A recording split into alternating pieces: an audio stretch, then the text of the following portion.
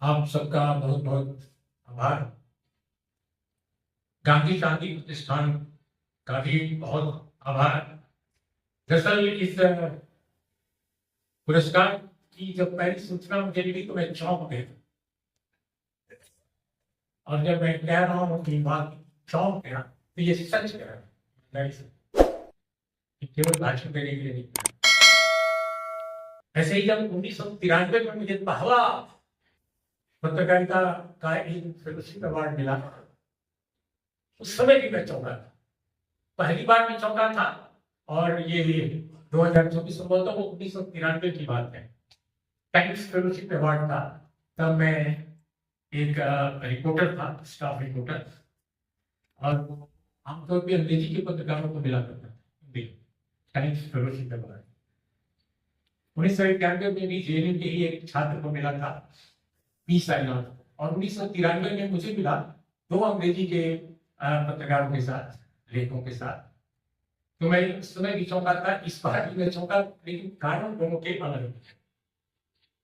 बस इतना ही संक्षिप्त टिप्पणी इस अवार्ड पाने की या इस पुरस्कार पाने की मुझे अच्छा लगा।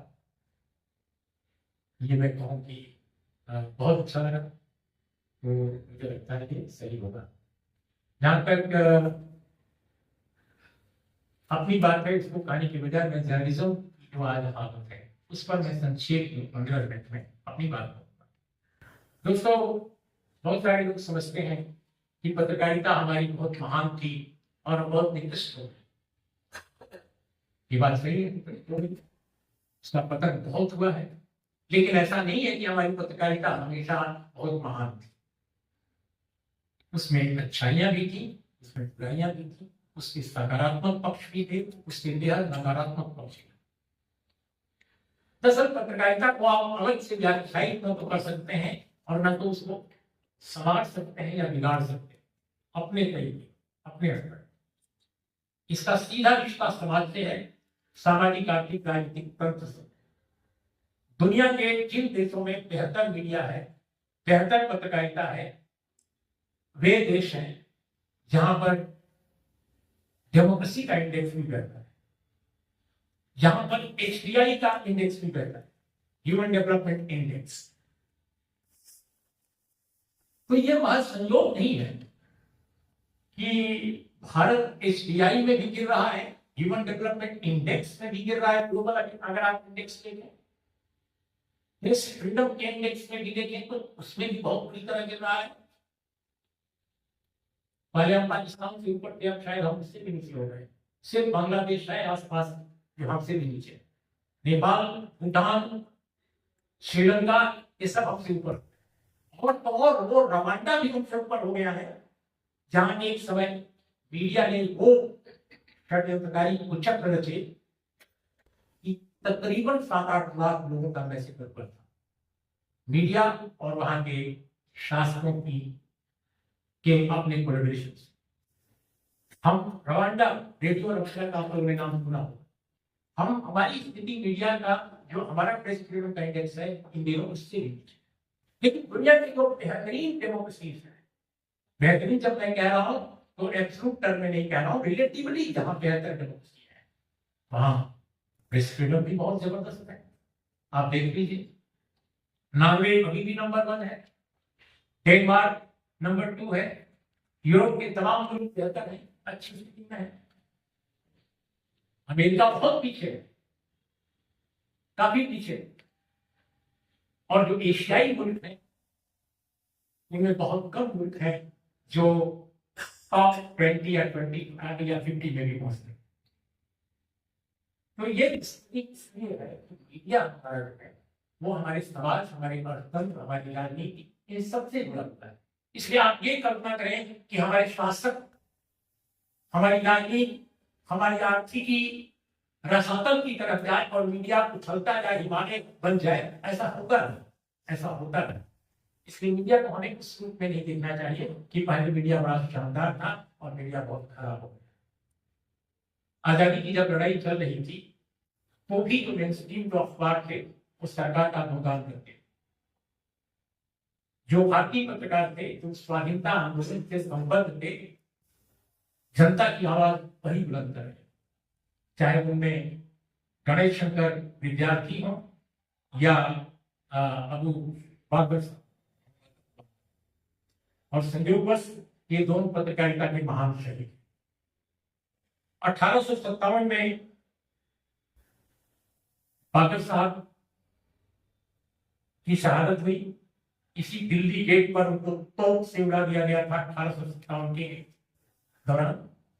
उन पर इल्जाम लगाया गया वो बगावती पत्रकार हैं, लेकिन संयोग या दुर्योग कहिए, विडंबना कहिए कि हम इतने वर्ष बिता दिए हैं 1857 के, लेकिन आज तक उस महान पत्रकार को, उस महान संपादक को हमने भारतीय स्वाधीनता आंदोलन का पहला शहीद नहीं माना, भारतीय पत्रकारिता के पहले शहीद के रूप में भी हमने स्थापित नहीं किया।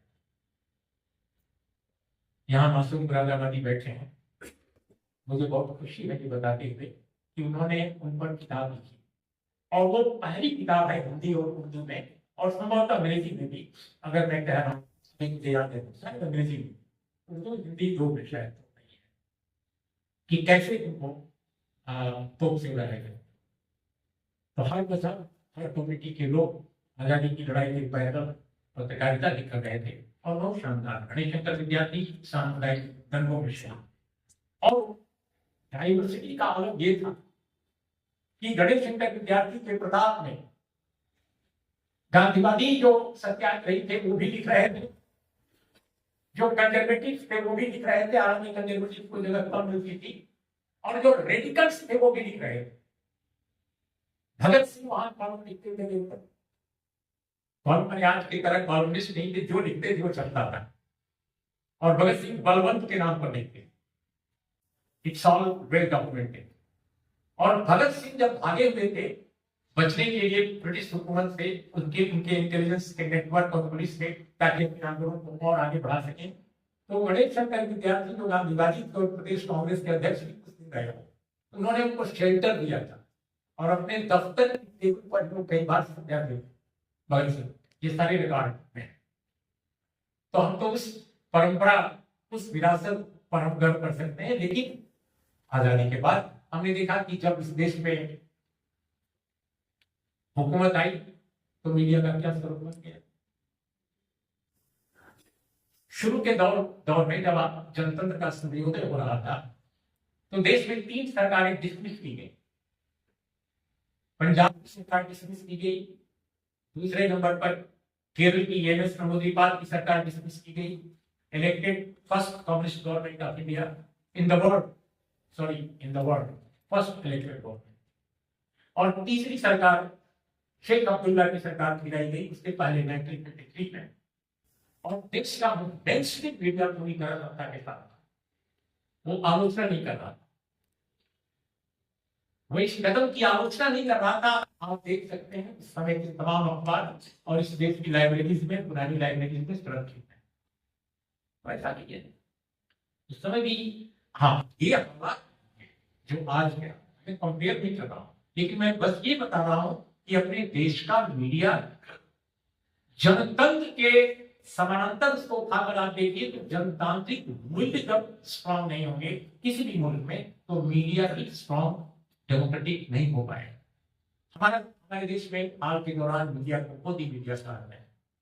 मैं आमतौर पर इस शब्द का उपयोग नहीं करता, हालांकि बेहद पॉपुलर शब्द है, क्योंकि मीडिया के बारे में यह केवल एक धारणा को प्रतिपादित करता है कि वो सत्ता की गुलाम हो गई है, सत्ता की गोद में बैठी।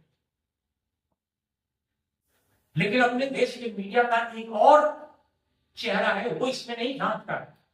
वो ये कि हमारे देश का मीडिया इतने वर्षों की आजादी के बाद भी पूरी तरह वर्णवादी मीडिया है। एक ही तरह के वर्णों, एक ही तरह की जातियों से भरा हुआ मीडिया।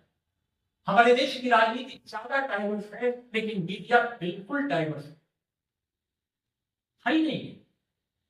और आश्चर्यजनक यह है कि भारत में इतने वर्षों के बाद, इतने वर्षों की डेमोक्रेटिक जो हमारी प्रोसेस है, इसके बाद भी इस मुद्दे पर पहला जो लेख लिखने वाला व्यक्ति है वो भारत का नहीं, वो रॉबिन सेफ्री, मेलबोर्न यूनिवर्सिटी का प्रोफेसर, बाद में सिंगापुर में भी रहे, इंडिया की न्यूज़पेपर एडिशन 10 साल के रिसर्च के बाद उनकी किताब आई ऑक्सफोर्ड से या हार्वर्ड से, पता नहीं, आई थिंक ऑक्सफोर्ड से, और उसको Indian institute of mass communication government of India का जो है उसने उसको ट्रांसलेट करवाया, अनेक भाषाओं में वो किताब है।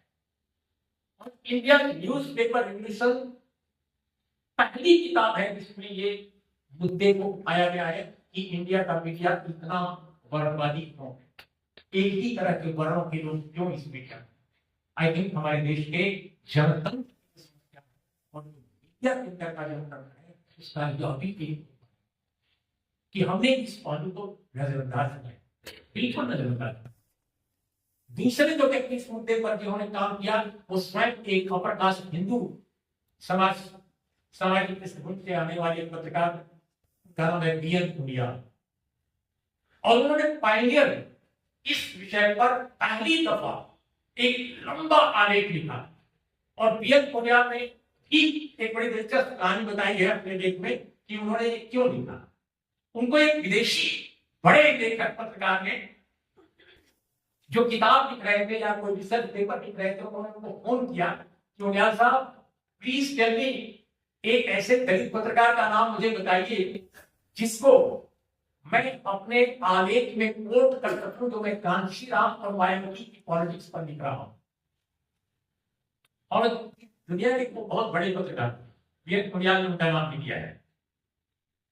तो बी.एन. उनियाल साहब ने कहा कि मैं 31 साल से पत्रकार हूं, एक्रेडिटेड पत्रकार हूं, संपादक रह चुका हूं, पत्रकार मैं बड़ी, लेकिन मैं आज तक किसी दलित पत्रकार से मिला नहीं, लेकिन I will let you know, मुझे आप 7 दिन का समय दीजिए। तो पूछते रहे, लेकिन देश के जो सैकड़ों पत्रकार एक्रेडिटेड थे गवर्नमेंट ऑफ इंडिया में, उनमें एक भी दलित पत्रकार नहीं मिला। ये वो दौर था जब भारत का राष्ट्रपति एक दलित था और पहली बार एक दलित राष्ट्रपति बनाया गया, और उनका नाम था के.आर. नारायण, जो बस को मेरे वाइस चांसलर थे। तो के.आर. नारायण एक दलित पृष्ठभूमि का व्यक्ति भारत का राष्ट्रपति तो बन गया, राजनीति जो परिप्रेक्ष्य था और राजनीतिक जो संदर्भ था उसमें कोई दिक्कत नहीं थी उसको लेकर, लेकिन एक भी संपादक दलित और आज भी भारत में एक भी संपादक दलित नहीं है। एक दलित पत्रकार मिला था रॉबिन जेफरी को, और उनका नाम उन्होंने लिया है, मैं गलती न कर सकूं अपने वक्तव्य में, इसलिए मैं देख के आपको बताता हूं।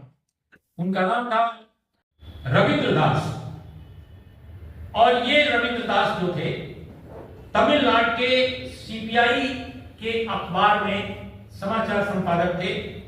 और रॉबिन जेफरी ने लिखा है कि भारतीय अखबारों के 10 वर्ष के मेरे अध्ययन में मुझे एक भी दलित पत्रकार नहीं मिला भारत में, सिवाय सीपीआई के एक पार्टी अखबार में काम करने वाले डी.एस. रविंद्र दास के अलावा। और डी.एस. रविंद्र दास भी एक बड़े पत्रकार तमिलनाडु के इसलिए बन गए कि उनको कोई नहीं जानता था कि वो दलित हैं। ये बड़ी दिलचस्प बात है, बहुत बाद में लोगों ने जाना कि वो दलित हैं। और दोस्तों स्थिति यह है कि आज भी भारत में बहुत सारे लोग दलित नए पत्रकार आए हैं, ओबीसी कम्युनिटी के बहुत सारे पत्रकार आए हैं, ट्राइबल तो बहुत रेयरेस्ट ऑफ रेयर हैं, लेकिन ओबीसी और दलित पत्रकारों को अपना सर नहीं छुपाकर भारत की मीडिया में काम करना पड़ रहा है और काम करना पड़ता है आज भी। इस पर जो नए लड़के आए हैं तो उनको भी छुपाना पड़ा था, आज भी छुपाना पड़ रहा है। आप सोचिए कि ऐसे मुल्क में जनतंत्र की लड़ाई को कैसे आबाद किया जाए, और क्या सिर्फ राजनीतिक लड़ाई से यह काम चलेगा?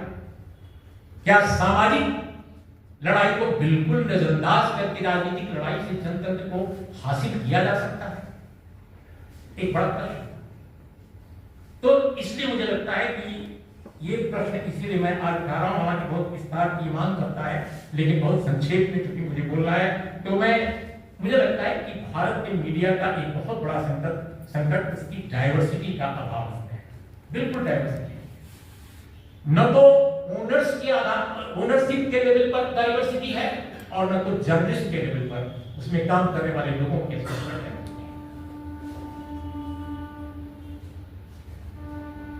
अमेरिका का मीडिया या यूरोप के ज्यादातर मुल्कों का मीडिया किसी एक पॉलिटिकल पार्टी, किसी एक बड़े नेता का गोदी नहीं बनता। हमारे देश का मीडिया जैसा आज गोदी बन गया है, गोदी अच्छा चल रहा है, लेकिन ये भारत के मीडिया के पूरे चरित्र को रेखांकित नहीं करता, उसको प्रतिबिंबित नहीं करता, इसमें सिर्फ उसका राजनीतिक पहलू होता है। तो गोदी मीडिया जो है वो यूरोप और अमेरिका के यूरोप के ज्यादातर मुल्कों और अमेरिका में क्यों नहीं गोदी हो पाता? क्योंकि वहां की कारपोरेट की डाइवर्सिटी है। वो डोनाल्ड ट्रंप के साथ अगर है तो वो कमला हैरिस के साथ भी खड़ा होता है। अगर कुछ लोग ओबामा के साथ हैं तो कुछ लोग दूसरे के साथ भी हैं, रिपब्लिकन के साथ हैं, डेमोक्रेट के साथ भी हैं। लेकिन अपने देश का मीडिया हाल के वर्षों में सत्ता के शीर्ष पर जो बैठा है उसके साथ ही केवल जितने मालिकान हैं सब बिल्कुल शास्त्रांग समर्पित है।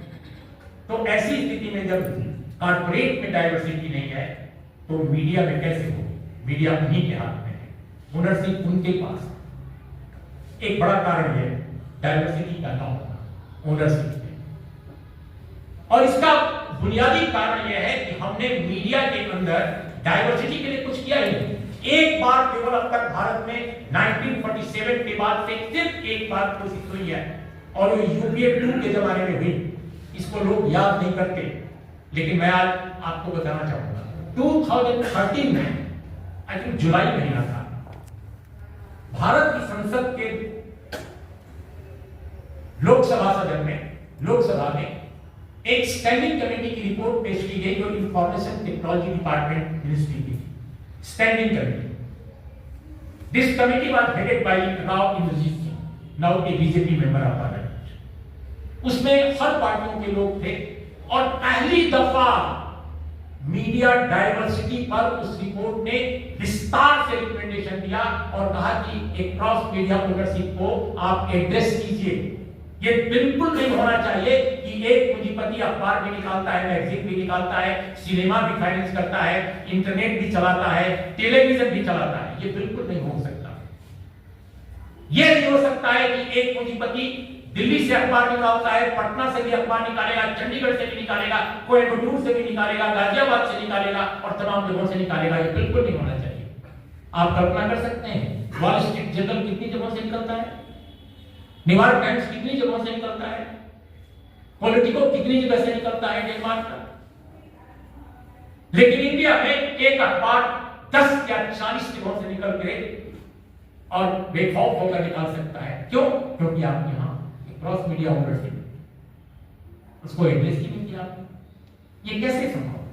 इस पर पहली दफा उस स्टैंडिंग कमेटी ने रिकमेंडेशन दिया 2013 के जुलाई महीने में, लोकसभा में टेबल हुई रिपोर्ट और सभी सदस्यों ने कहा कि बहुत शानदार रिपोर्ट है।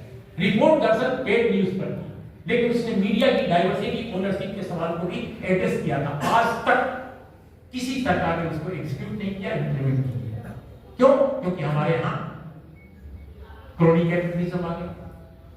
फ्यूडो कैपिटलिज्म के बाद सीधे हम क्रोनी कैपिटलिज्म में आ गए। एक जमाना था जब देश में वामपंथी मानकर चलते थे कि ये कैपिटलिज्म है, इससे लड़ाई लड़नी है, और तब फ्यूडो कैपिटलिज्म था। और अब फ्यूडो कैपिटलिज्म के बाद सीधे क्रोनी कैपिटलिज्म आ गया। सारे पूंजीपति सत्ता के साथ खड़े हो गए, सत्ता के हमजोली बने हुए हैं। तो कौन सरकार चाहेगी कि आप मीडिया ओनरशिप को रीडिफाइन कीजिए? इसमें नहीं हो पाया। ठीक उसी तरह से मीडिया में जो जर्नलिस्ट के स्तर पर जो डाइवर्सिटी होनी चाहिए उसे एड्रेस करने में कोई सवाल ही नहीं उठता। उसमें तो किसी को इंटरेस्ट नहीं।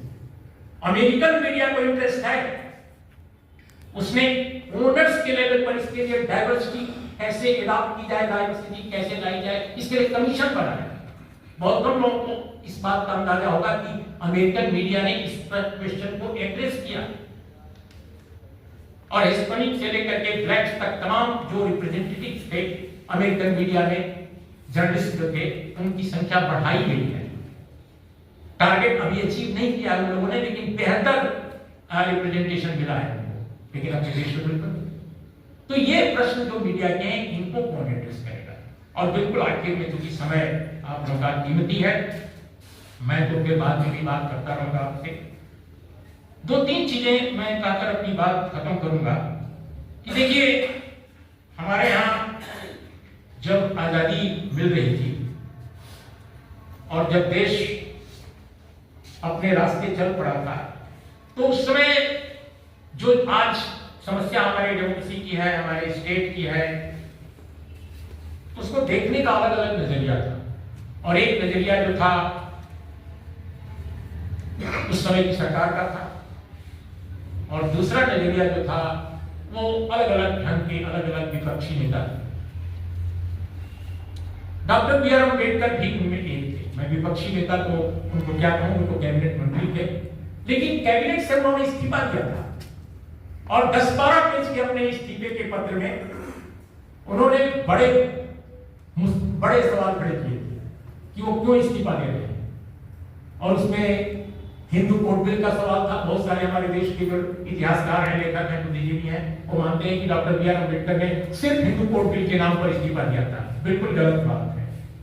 हिंदू कोड बिल एक पॉइंट था, दूसरा पॉइंट जो था बहुत महत्वपूर्ण, वो था संविधान का अनुच्छेद 340, जिसके तहत दलित और आदिवासी समाज के अलावा जो समाज में लोग हैं, उत्पीड़ित, वंचित, पिछड़े, उनके लिए अफर्मेटिव एक्शन का प्रबंध क्यों नहीं किया गया, जो आर्टिकल 340 में हम लोगों ने संविधान सभा में एश्योर किया था मुल्क को, देश को, ये क्यों नहीं किया गया, अब तक क्यों नहीं किया गया, इस पर मुद्दा उन्होंने बनाया। और तीसरा जो मुद्दा बनाया उन्होंने, वो था वैदेशिक नीति का सवाल, खासकर इंडो पाकिस्तान रिलेशन इन और with the special reference of Jammu Kashmir. And fourth था कैबिनेट में उनकी निजी तौर पे उपेक्षा।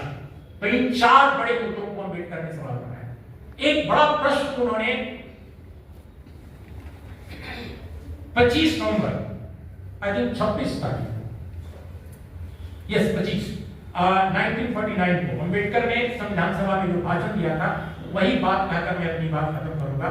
उन्होंने कहा था कि 26 जनवरी 1950 को हम अंतर्विरोधों की एक उलझी दुनिया में दाखिल होने जा रहे हैं। राजनीति में हमारे पास समानता होगी, लेकिन सामाजिक आर्थिक जीवन में भयानक असमानता होगी। राजनीति में हम एक व्यक्ति के वोट को एक्सरसाइज करेंगे, लेकिन सामाजिक आर्थिक जीवन में भारत की समाज व्यवस्था और आर्थिकी की मौजूदा संरचना के कारण हम उससे लगातार इनकार करते रहेंगे या निषेध करते रहेंगे। अनुवाद मेरा है, अंग्रेजी में उन्होंने बोला था। कितनी देर तक हम इन अंतर्विरोधों और विरोधाभासों के अपने राष्ट्रीय जीवन को जारी रखेंगे? यदि लंबे समय तक हमने इन अनसुलझे अंतर्विरोधों को नहीं सुलझाया, तो सामाजिक आर्थिक असमानता से पीड़ित लोग हमारे राजनीतिक लोकतंत्र की संरचना को ध्वस्त कर देंगे, जिनके लिए हमारी संविधान सभा ने बहुत परिश्रम से लोकतंत्र की ये संरचना बनाई है। ये डॉक्टर अम्बेडकर ने 1949 में आखिरी दौर में कॉन्स्टिट्यूएंट असेंबली में कहा था और आगाह किया था। और इसके लिए उन्होंने, शायद बहुत कम लोगों को इस बात का इल्हाम हो कि बहुत सारे लोग, हमारे अम्बेडकराइट्स अपने को कहने वाले लोग हैं, समझते हैं कि ये अम्बेडकर के सपनों का संविधान है। जी नहीं, डॉक्टर बी आर अम्बेडकर के सपनों का ये संविधान नहीं है, हालांकि बहुत शानदार संविधान है और निश्चित रूप से दुनिया के बहुत सारे मुल्कों में ये संविधान अद्भुत है। लेकिन ये संविधान अम्बेडकर के सपनों का संविधान बिल्कुल नहीं है। अम्बेडकर ड्राफ्टिंग कमेटी के चेयरमैन जरूर थे, और वो भी महात्मा गांधी के कारण बने थे। ये भी कहानी है, ये कहानी डॉक्यूमेंटेड है, आप लोग देख सकते हैं, पढ़ सकते हैं। महात्मा गांधी ने उनका नाम प्रपोज किया था, और महात्मा गांधी और अम्बेडकर में कितना विवाद हुआ था ये सब आप जानते हैं। लेकिन उस दौर के जो लोग थे, जो नेता थे, जो चिंतक थे, जो विचारक थे, आप उनकी हाइट समझ सकते हैं कि जिस अम्बेडकर से और गांधी के बीच में इतना जबरदस्त मुठभेड़ हुई। येरोरा जेल में जब गांधी जी बंद थे और जब अम्बेडकर बार बार अलग निर्वाचक मंडल का सवाल उठा रहे थे, तो वो ऐतिहासिक पुनः पैक्ट साइन हुआ जो मदन मोहन मालवीय ने महात्मा गांधी की तरफ से सिग्नेचर किया था। लेकिन इसके बावजूद जब संविधान सभा में चेयरमैन बनाने की बात आई ड्राफ्टिंग कमेटी का, तो जवाहरलाल नेहरू और पटेल गांधी जी से मिलने गए। उन्होंने कहा कि बापू, हमने 2-3 लोगों को शॉर्टलिस्ट किया है, उसमें एक फ्रांस के हैं, एक अमेरिका के हैं और एक किसी और का नाम इंडिया ने लिया। तो महात्मा गांधी ने कहा, कहां बाल्टीन लेकर खोज रहे हो? अम्बेडकर के होते हुए देश विदेश कहां खोज रहे हो? He is the best person.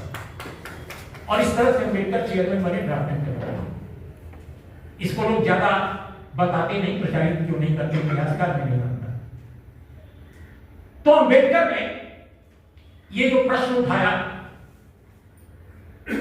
संविधान सभा ने, तो उनकी सुनी नहीं जाती थी। तब पहली बार केटी शाह को तकलीफ हुई थी कि काश इस देश के समाजवादी और इस देश के कम्युनिस्ट उन्होंने संविधान सभा का बायकॉट न किया होता।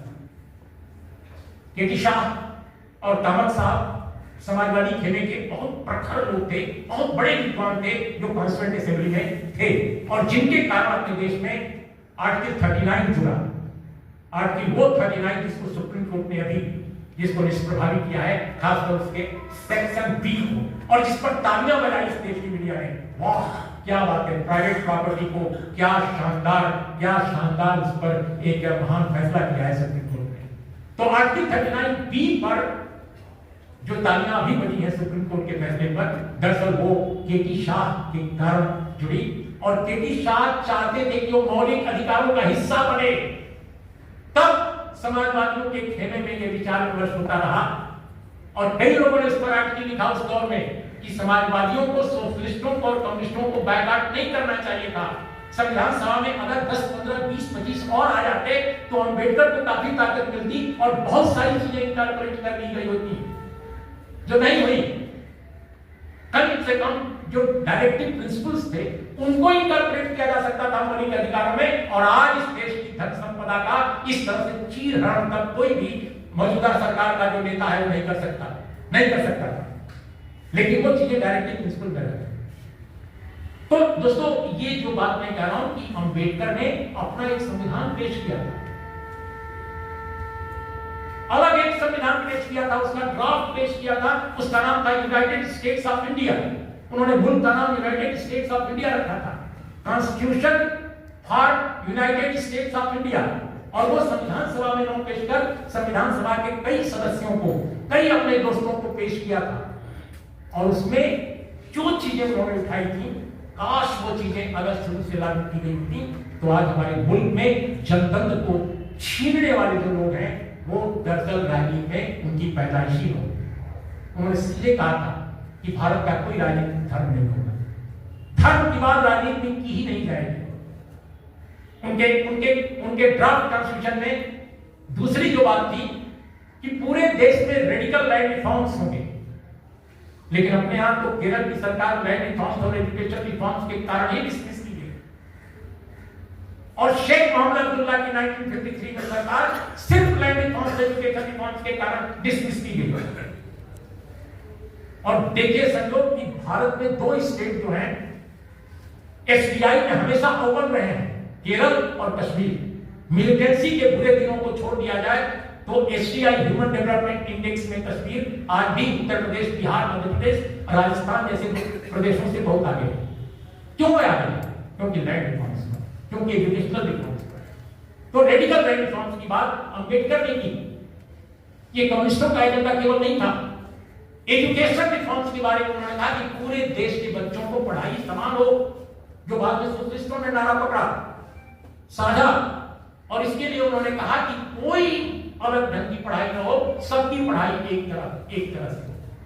और भी बहुत सारे ड्राफ्ट है, वो आई थिंक वॉल्यूम नंबर 4 में है संभवतः। आप अम्बेडकर साहब के वॉल्यूम्स को उठाकर देख सकते हैं। Draft of constitution of United states of India, state and minority, ये जो चैप्टर है उसमें ये शामिल है। तो मैं इसलिए ये चीजें आज उठा रहा हूं कि इन सवालों पर मीडिया लंबे समय तक काम हो गया। मिसेस गांधी ने जब बड़े काम किए तब भी वो उनके अच्छे कामों के पक्ष में नहीं खड़ा हुआ। हाँ, बाद में जब उन्होंने बुरे काम किए तब मीडिया ने जरूर विरोध किया, लेकिन अच्छे जो काम किए, प्रिंट प्रेस का खात्मा, बैंकों का नेशनलाइजेशन, कोयला और खदानों का नेशनलाइजेशन, इन तीनों चारों मुद्दों पर देश के मीडिया का 95% हिस्सा इंदिरा गांधी के खिलाफ है। आप देख लीजिए उठाकर अखबार, सारे अंग्रेजी अखबार खिलाफ थे। और इसीलिए शाह पाकर, मीडिया का समर्थन पाकर जितने नेशनलाइजेशन के से प्रभावित लोग थे तुरंत कोर्ट में गए और कोर्ट से उनको राहत मिली। इंदिरा गांधी को अध्यादेश लाना पड़ा या नए चुनाव में जीतने के बाद फिर से उस काम को करना पड़ा। आप कल्पना कर सकते हैं। तो इस देश का मीडिया दोस्तों हमेशा रेडिकल रिफॉर्म्स के खिलाफ रहा है, बड़े पैमाने पर, बहुत बड़े पैमाने, एक्सेप्शंस की बात नहीं कर रहा। और वो इसलिए रहा है कि हमारा ओनरशिप का जो कैरेक्टर है वो, और हमारे अंदर जो काम करने वाले लोग हैं वो कभी चेंज नहीं, उसको रिव्यू नहीं किया। इसलिए मेरा बहुत सारे दोस्त आज बात करते हैं और जो हमारे मित्र हैं उनसे हमेशा मैं विनम्र असहमति रखते हुए अपनी बात बताने की कोशिश करता हूं। वो मुझे समझते हैं कि मैं उल्टी खोपड़ी हूं, मैं गलत सोच रहा हूं, उनका अधिकार है। मैं संवाद में, विवाद में विश्वास करता हूं, मैं डेमोक्रेसी में यकीन करता हूं। मैं तो वामपंथियों द्वारा डेमोक्रेसी को कुचलने का हमेशा मैंने विरोध, कैसे वामपंथी भी मुझसे नाराज रहते हैं, लेकिन बेहतर डेमोक्रेसी तभी होगी जब जनता को ताकत मिलेगी, सिर्फ जनता की तरफ से बोलने वालों की नहीं। हमारे यहाँ दिक्कत क्या है कि उदारवादियों का एक बड़ा खेमा देश में ऐसा इमर्ज किया है जो जनता की ओर से नहीं, सॉरी, जो जनता की ओर से बोलना चाहता है और सिर्फ जनता की ओर से बोलते हुए वही दिखना चाहता है। और यही बात आज के तानाशाहों के पक्ष में जाती है, क्योंकि तानाशाह जनता को दिग्भ्रमित कर रहे हैं, उन्हें बेवकूफ बना रहे हैं, उनके बीच एक गलत मैसेज दे रहा है। क्योंकि आपने जो बुनियादी सवाल है वो एड्रेस नहीं किया, गरीबी को, लैंड को, एजुकेशन को, हेल्थ केयर को, और जब आपने एड्रेस नहीं किया तो उन गरीबों में पैसे बांटकर आप रेवड़ियां जो बंट रही हैं इस चुनाव में, वो क्या है? क्या किसी डेमोक्रेटिक कंट्री में, खुशहाल देश में ये संभव है? क्या डेनमार्क, नॉर्वे में ये संभव है? नहीं है ना। बहुत, हम तो आजाद हुए 1947 में, कई ऐसे मुल्क दुनिया के हैं जो 47 के बाद आजाद हुए, लेकिन उन्होंने बेहतर परफॉर्म किया है। ठीक है, उनकी व्यवस्थाएं अलग हैं, हम मान सकते हैं। तो इन मसलों पर मीडिया हमेशा खामोश रहा है, क्योंकि मीडिया बेईमान रहा है, उसका बड़ा हिस्सा डिसऑनेस्ट रहा है। संपादक जो हैं वो मालिकों द्वारा नेताओं के कहने पर बनाए जाते हैं। मैंने स्वयं ऐसे संपादकों के अंदर में काम किया है, और लेकिन संपादकों के कुछ जो हिस्से हैं वो निश्चित रूप से अच्छे भी रहे हैं, और जिनके नाम पर ये पुरस्कार है वो इसमें शामिल है। कुलदीप नैयर, उनकी ईमानदारी और तरफदारी जो डेमोक्रेसी के को लेकर थी, उस पर एक किस्सा मैं सुनाकर अपनी बात खत्म करूंगा। और इसीलिए शुरू के दौर में तो नहीं, क्योंकि तो मैं तो पटना घूमता रहा, चंडीगढ़ घूमता रहा, दिल्ली में बहुत बार में लौटा, लेकिन जब लौटा तो कुलदीप नैयर साहब से मेरा भी संबंध जुड़ा, और इतना गहरा जुड़ा कि 2016 में जब मेरी कश्मीर की नई किताब रीलॉन्च हो रही थी तो नैयर साहब से मैंने एक फोन किया, वो तबीयत ठीक नहीं थी, लेकिन इसके बावजूद वो तुरंत आए। और जब भी मैंने राज्यसभा टेलीविजन के एग्जीक्यूटिव एडिटर के तौर पे उनको अपने प्रोग्राम में बुलाना चाहा, या अल्फा के प्रोग्राम में जो हमारी एंकर थी अमृता या कोई भी, तो कुलदीप नैयर साहब ने कभी इनकार नहीं किया। कुलदीप नैयर साहब ने एक जो काम उनका है वो मैं याद दिलाऊं आज, बहुत जरूरी है। इमरजेंसी लागू कर दी गई देश में,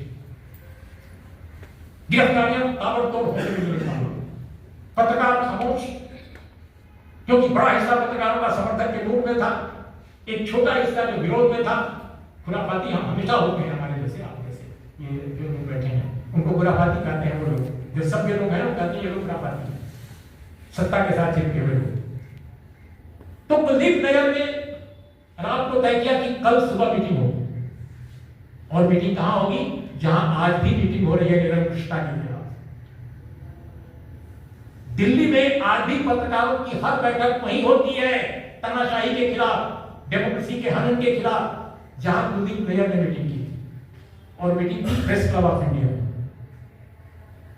अगली सुबह, और 100 से ज्यादा पत्रकार आए कुलदीप नैयर के आह्वान पर, और उसमें 26 या 27 लोगों ने मेमोरेंडम साइन किया, जिस मेमोरेंडम को कुलदीप नैयर साहब ने ड्राफ्ट किया था। 26-27 लोगों ने ड्राफ्ट साइन किया था, और कुलदीप नैयर साहब गए और उन्होंने भारत सरकार के मंत्री को और अन्य लोगों को जिनको देना था उनको एक डेलीगेशन दिया, और कहा कि ये गला घोटा जा रहा है डेमोक्रेसी का, हम पत्रकार इस देश के आपका विरोध करते हैं।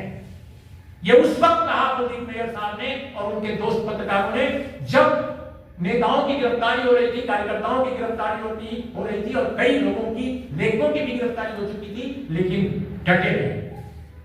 और फिर जो हुआ वो सब इतिहास है, जानते ही हैं। लेकिन उस प्रोटेस्ट को लीड किया कुलदीप नैयर साहब, तो इसलिए मुझे इस बात की खुशी हो रही है कि गांधी शांति प्रतिष्ठान ने कुलदीप नैयर साहब के नाम पर